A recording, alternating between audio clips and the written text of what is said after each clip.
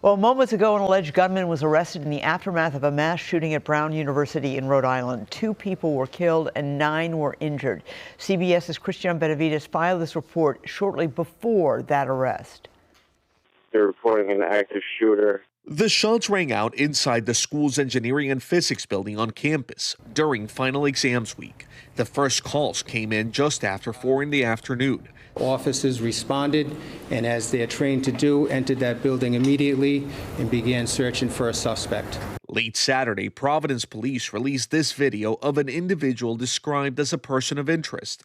Investigators are sifting through surveillance images from cameras in and around campus. We're talking to witnesses at this time and delving into any video that's in the area, and the investigation is very active and ongoing. Students ran towards police with their arms in the air as SWAT teams fanned out across the Brown University campus. There were some people that were very shaken, for sure.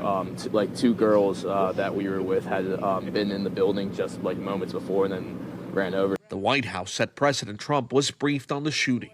What a terrible thing it is. And all we can do right now is pray for the victims and for those that were very badly hurt, it looks like. And we'll inform you later as to what's happening, but it's a shame. It's a shame. FBI and ATF agents are on scene, assisting local and state agencies in their investigation. Christian Benavides, CBS News. Again, we did just learn moments ago that police have arrested that person of interest. Chaos at a construction site in Chanhassen yesterday as federal agents showed up trying to get 2 men working on top of a roof. Our Frankie McLister shows us what happened in the response that followed. In a chilly Chanhassen, You're a bad human. tensions at the site of a new build. Community members say around 9:30 a.m., 2 construction workers were met by federal agents while working on a roof. Agents tried to get them down. It was scary. It was really scary. It was, I don't know, I guess it was just something that you never think it's going to happen. Construction machinery was positioned to help them down, one worker caving after nearly 2 hours. The other didn't come down until after agents left the scene, around 12:45. They didn't show us any warrants, so we kind of persisted, and we were able to, they got cold, I believe, and, just got out of here. Once federal agents left the premises, a whole group stormed into the construction site to help the individual down. As you can see, he's right there, and a lot of them tell me that they are his family members. I saw a bunch of masked people that were trying to get them down. A standoff in sub-zero temps. In a sea of those opposing the action, one man showed up to say he supports the federal agents and President Trump. He himself met with resistance. It was probably 2 below zero,